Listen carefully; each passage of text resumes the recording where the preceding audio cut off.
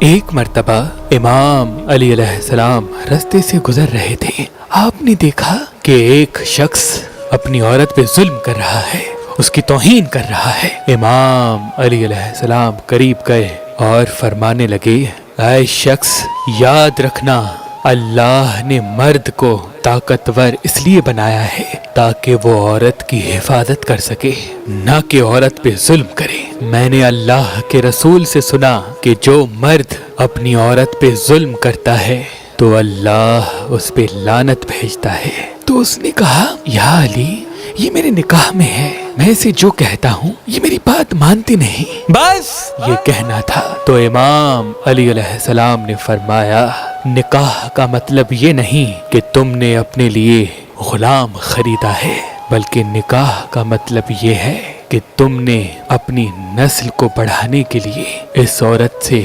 مدد طلب کی ہے، تمہارے اولاد کی اچھی پرورش کے لیے اس عورت کو چنا ہے۔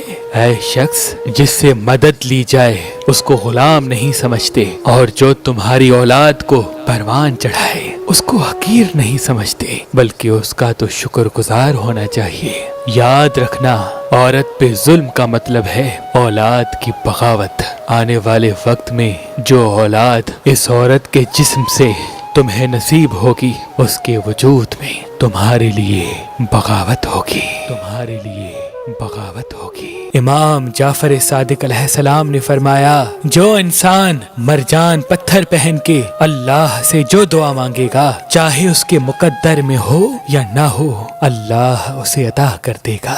تبھی اس پتھر کو مقدر بدلنے والا پتھر کہا جاتا ہے۔ تو ابھی ہماری ویب سائٹ مہربانی.com پہ آئیں اور یہ پتھر حاصل کریں۔ آپ اپنا لکی پتھر ہماری اپلیکیشن جو گوگل پلے اسٹور اور آئی فون ایپ اسٹور پہ موجود ہے ان سے بھی حاصل کر سکتے ہیں۔ مزید معلومات کے لیے ہمارے نمبر پہ کال کریں۔ اللہ آپ کو سلامت رکھے، اللہ آپ کو سلامت رکھے۔